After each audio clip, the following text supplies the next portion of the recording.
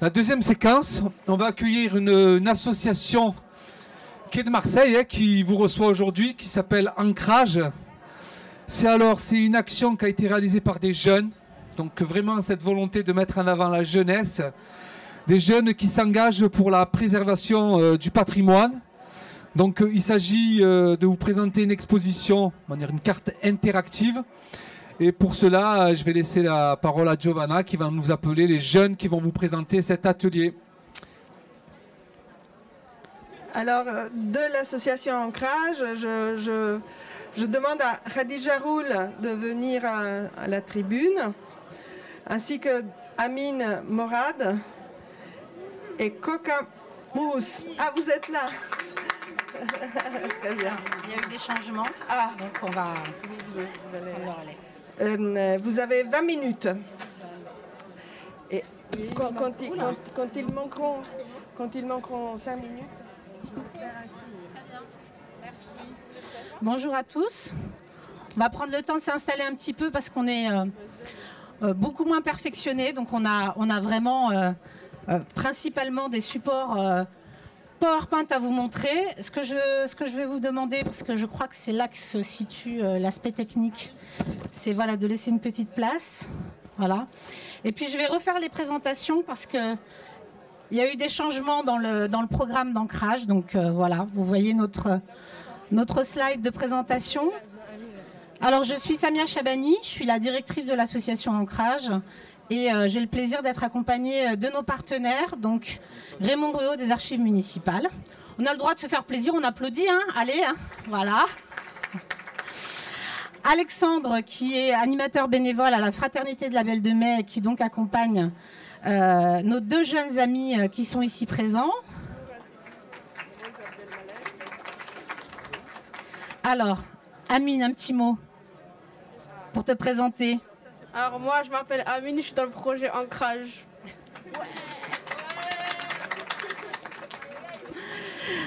Et toi? Bonjour, je m'appelle Manour.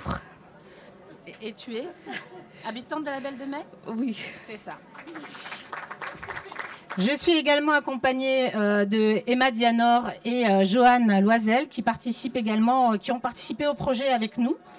Alors un petit mot rapide sur ce projet. C'est un projet qui s'est déroulé en octobre pendant les vacances de la Toussaint, qui s'inscrit dans le cadre d'un dispositif qui est un dispositif de la DRAC qui s'appelle C'est mon patrimoine et qui est un dispositif qui permet en fait de soutenir des projets autour des questions patrimoniales à Marseille.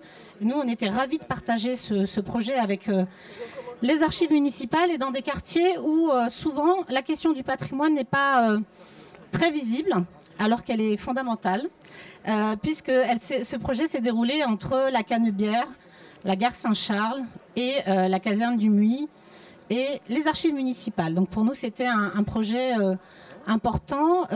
Ça qualifie aussi des questions qui sont ceux de l'éducation au patrimoine, puisque quand on participe à des activités avec un centre social ou une association comme la Fraternité de la Belle de Mai, on a l'occasion de participer à des projets autour du patrimoine avec Ancrage. Dans ce projet précisément, ils ont eu le droit à une balade patrimoniale, donc sur ce parcours qu'on va pouvoir vous montrer en fait incessamment sous peu, puisque une cartographie a été faite autour du projet. Et également des ateliers aux archives où ils ont été reçus assez longuement, en tout cas deux séquences, pour pouvoir faire le lien entre les sources d'archives qui existent dans nos fonds publics et la façon dont elles résonnent sur l'histoire de Marseille. Donc je vais passer la parole à Raymond Ruot, qui est donc responsable du service éducatif des archives municipales, pour compléter cette introduction. Merci. Alors aux Archives de Marseille, on a un service éducatif. Donc notre ambition, si vous voulez, elle est humble mais constante, c'est de donner les clés de l'histoire de la ville aux enfants, aux futurs citoyens, par la confrontation notamment de documents d'essence locale. Nous recevons presque 3000 élèves par an. Nous participons à des projets, nous fabriquons des ateliers. L'idée, c'est vraiment d'offrir une ouverture culturelle originale sur l'histoire de la ville et surtout, par la confrontation de ces documents, d'aider les enfants aussi à voir les faits et l'interprétation des faits. Voilà, ça c'est très important pour nous. Participer au projet, là, comme vous le voyez, qui est d'une brûlante actualité, a été pour nous vraiment un bonheur. Et je vais passer la parole à Alexandre pour qu'il se présente aussi de la fraternité. Bonjour à tous, merci d'être présents. Donc je m'appelle Alexandre Rouby, je suis formateur et animateur bénévole à la Fraternité de la Belle de Mai. Et j'ai participé donc au projet avec l'association Ancrage qui s'appelle Empreinte Coloniale, avec donc les adolescents de la Fraternité de la Belle de Mai. De notre groupe qui s'appelle les Petits Pois Carottes.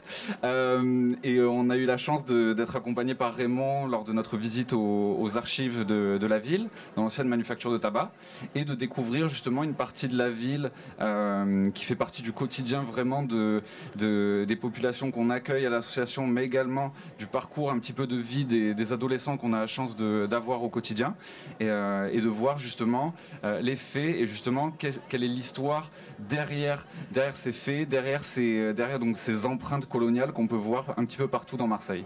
Donc ça a vraiment été un moment de partage qui a été intéressant, avec différents temps, que ce soit de la balade, de la cartographie, vraiment des discussions et également des formes d'ateliers également avec les jeunes.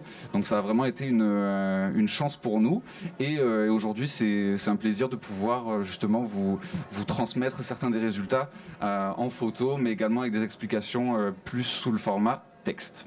Voilà, je vais passer la parole du coup à Samia, je pense, et on va pouvoir continuer la présentation. Merci. Je vais la garder très très peu. C'est vrai que je n'avais pas donné le titre du projet, donc Empreinte coloniale.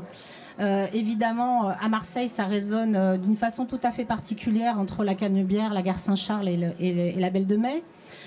Donc, Manour, peut-être tu peux nous dire un peu quelle a été ton expérience du projet et ce que tu as appris et comment tu as vécu ce projet. Avec ton micro très proche de ta bouche.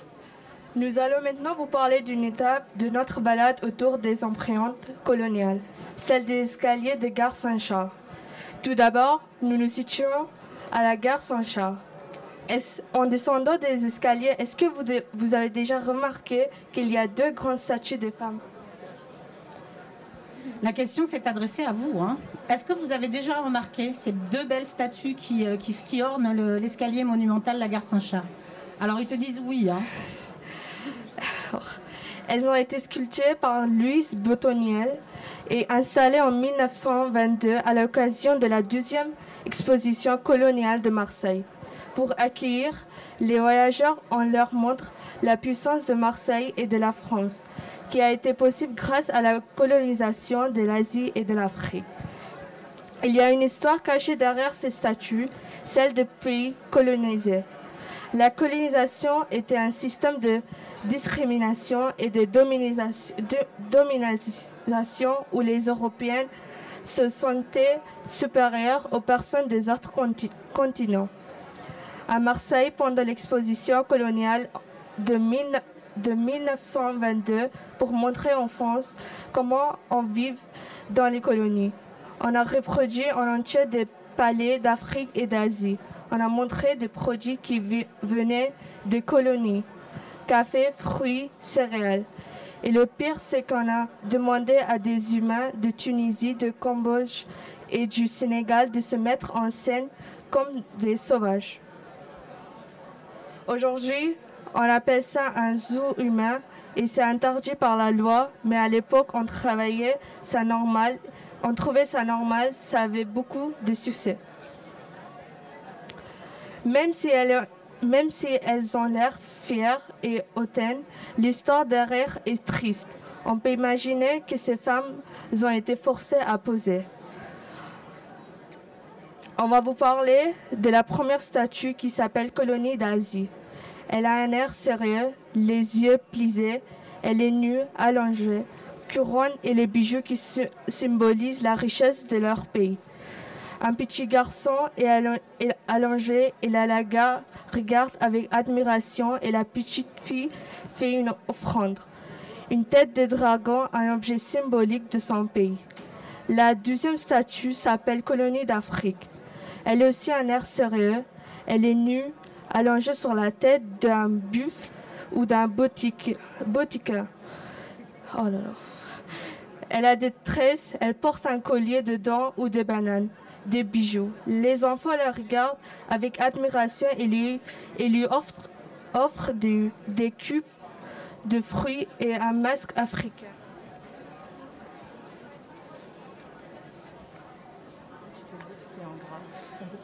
Rapproche bien ton micro quand tu entends bien. À votre avis, pourquoi ces statues sont problématiques? Elles sont nues et allongées, elles sont impuissantes, elles font la publicité de la colonisation. C'est important que tout le monde comprenne et soit au courant de cette histoire qui est horrible. La gare Saint-Charles, ça fait partie de notre quotidien. On passe devant tout le monde, mais on ne fait pas attention. On doit parler de ces sujets pour ne pas oublier ce qu'il s'est passé. En transmettre et pour comprendre les origines du racisme que certaines personnes subissent aujourd'hui. Il faut aussi qu'on vous parle de Parchano. C'est très important et symbolique de vous parler de la colonisation dans ce lieu, car il y a 105 ans, c'est ici que se sont déroulées les expositions coloniales de 1906 et 1922. Merci. Merci beaucoup. Alors, on va poursuivre notre petite balade virtuelle avec Amine. Amine, tu vas nous parler du nom des rues. Qu'est-ce que tu as à nous dire sur ça? Alors, nous allons maintenant vous parler de nos réflexions autour de la statuaire, qui est statue et monument historique, et toponymie, qui est le nom des rues.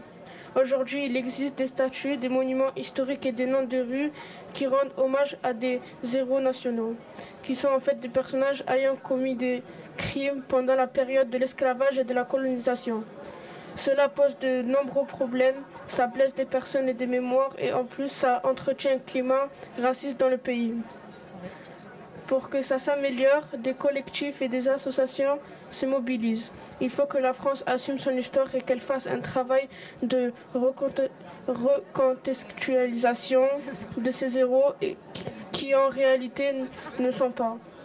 L'enjeu de se mettre à l'honneur plus de femmes, plus de personnes issues de minorités, plus de victimes pour rendre visible leur vie. Leur combat est ce qu'ils ont pu accomplir de beau et de bon pour la France et ailleurs. Au centre social de la fraternité pendant l'action « C'est mon patrimoine », on a réfléchi à plusieurs propositions pour résoudre ce problème. Proposition numéro 1, accompagner les monuments et les statues d'une plaque explicative qui est un cartel qui expliquerait les actes et les crimes commis par la personne. Cela permettrait au grand public de connaître la vraie histoire. On peut aussi proposer une version numérique et accédant à la plaque explicative par un QR code. Pour interpeller le public, on peut inscrire sur les plaques des questions. Est-ce que vous connaissez l'histoire de cette statue? Vous vous êtes demandé pourquoi elle est ici, qui l'a sculptée, qu'est-ce qu'elle représente. Pour aller plus dans le détail, il est mieux de mettre la plaque en bas de la statue, en couleur pour qu'on la remarque, en métal pour qu'elle soit solide, inscription gravée pour qu'on ne puisse pas l'abîmer. Proposition numéro 2. Rajouter la victime à la statue qui a commis un crime. On appelle ça un antidispositif, c'est-à-dire qu'on crée un genre de miroir en mettant face à face le bourreau criminel et la victime ou une personne s'étant battue contre lui. Proposition numéro 3. Déboulonner toutes les statues de l'espace public qui représentent des bourreaux criminels pour les mettre dans un musée spécialiste. Dans ce musée, il y aurait également des plaques explicatives. Merci beaucoup. Je vous propose qu'on les applaudisse parce que c'était un exercice qui était assez difficile. Et toutes ces propositions sont bien sûr celles des enfants. L'objectif de l'association Ancrage, c'est d'accompagner cette réflexion autour du patrimoine, autour des patrimoines, parce que c'est vrai qu'on aime bien les conjuguer au pluriel. Et pour finir, je voudrais donner la parole aux 2 personnes qui ont accompagné les enfants sur ce projet, qui ont fait un travail remarquable. Donc on va commencer par Emma. Peut-être tu peux nous dire ton sentiment par rapport à ce projet en tant que médiatrice culturelle. Bonjour à tout le monde. Donc, on t'entend pas. Ah, bonjour à tous. Donc je suis Emma, je m'appelle Emma et je suis médiatrice culturelle pour l'association Ancrage. Et donc au mois d'octobre, on a eu vraiment la chance de recevoir les enfants du centre social de la fraternité qui nous ont vraiment très très agréablement surprise par leurs propositions, par la pertinence de leurs propositions de recontextualisation du patrimoine, parce que c'est un sujet vraiment très difficile à saisir et à comprendre, même pour des adultes. Et c'est vrai que voilà, on a été vraiment heureuse de sentir que ce sujet d'actualité concerne la jeunesse et ils ont réussi à s'emparer de ces problématiques et ils ont eu plein d'idées pour qu'on puisse avancer, pour qu'on passe à la vitesse supérieure, si je puis dire. Et donc, il y a beaucoup de motivation et dans ce groupe, ça nous a fait vraiment plaisir de travailler avec eux. Voilà. Merci Emma. Alors Joanne, en plus, elle a constitué et réalisé la carte. Alors, est-ce que ça a été compliqué de se pencher sur cette carte participative? Bonjour. Du coup, moi, c'est... Bonjour, moi c'est Joanne. Du coup, donc oui, j'ai constitué la carte et c'était compliqué et c'était assez simple et en même temps c'est tristement simple parce que du coup il y a énormément d'empreintes coloniales à Marseille et du coup en fait on en trouve partout dans la ville et du coup une fois qu'on commence à se pencher dessus, on se rend compte vraiment qu'il y en a dans absolument tous les quartiers. Du coup c'était un peu trop facile en fait de trouver plein d'empreintes et après il fallait faire le lien entre tous. Et voilà, et après, sinon, comme Emma l'a dit, j'ai vraiment beaucoup aimé faire le projet avec la fraternité. Et surtout qu'on a trop l'habitude de parler de ces thèmes-là avec un vocabulaire précis. Et du coup, avec Emma et Radija, on s'était rendu compte que c'était bien aussi de pouvoir le réexpliquer, mais avec des mots simples. Et voilà, c'est tout. Merci à tous de votre attention. Je voulais citer Anissa aussi, Anissa Chayeb. Viens avec nous Anissa, qui a participé au projet. Et si vous avez des questions, bien sûr, on est là pour y répondre. Est-ce que la carte est accessible à tous? Absolument, elle est disponible sur le site d'Ancrage. Je dois dire que je ne sais pas sortir de ce machin, mais nous avons un site qui c'est donc ancrage.org.